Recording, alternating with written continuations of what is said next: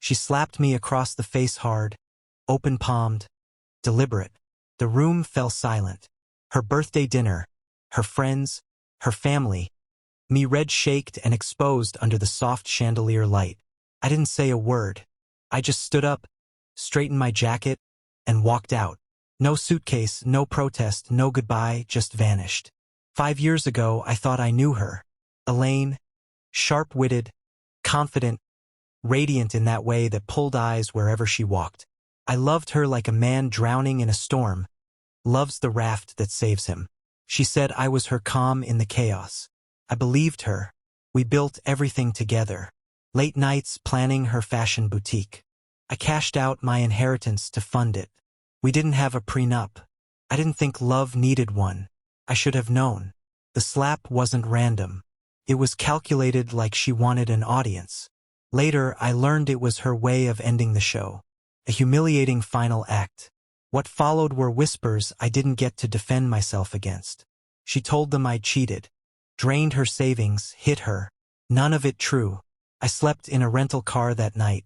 The next morning, I wired what little I had left into a new offshore account under a shell core I'd quietly formed the year before. I changed my name, cut off all contact. I didn't fall apart. I sharpened. The truth unraveled slowly over 3 agonizing months. A mutual friend, Mike, the only one who doubted her story, sent me photos.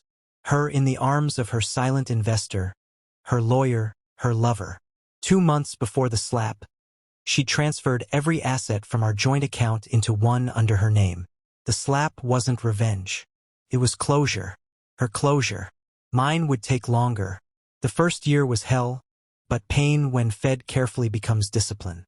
I took jobs under aliases, waited tables, cleaned floors, listened, learned. I taught myself corporate law, forensic accounting. I moved city to city, building a web of contacts. 2 years in, I bought a small cybersecurity firm under a different identity, grew it, sold it, invested in startups, acquired their debt, flipped companies. By year 4, I was silent money behind a chain of real estate ventures stretching from coast to coast. Year 5, I got the invitation. Private Wealth Society, Elite Members Retreat, Fairfield Estate, hometown. I almost laughed. She would be there. I knew it. That crowd was her drug, old money, new money, fake smiles with sharp teeth. I accepted. The moment I landed, my phone buzzed. Ella Beaumont, local fashion entrepreneur and former socialite, found bankrupt and under investigation for fraud. Boutique chain shuttered. Assets frozen. Alleged shell companies traced back to offshore accounts. My driver turned to me. Rough week for Mrs. Beaumont. Huh? I smiled. Couldn't have happened to a better person. She didn't recognize me at first. Not with the beard, the Italian suit, the new name, but the eyes gave it away. Her face went white. I was seated across from her at the estate's long banquet table. Almost poetic. The same arrangement as 5 years ago. Only this time I was the guest of honor.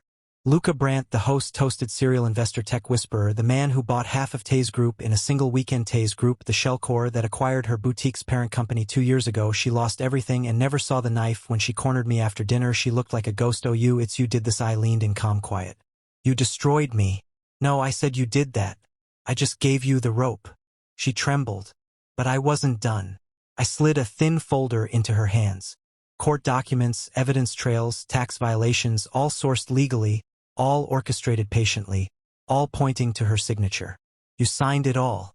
Every deal, every loan, every fake transaction. I just made sure someone was watching when you did. Her voice broke. Why? We could have fixed things. I stepped closer. You shattered me in front of everyone I loved.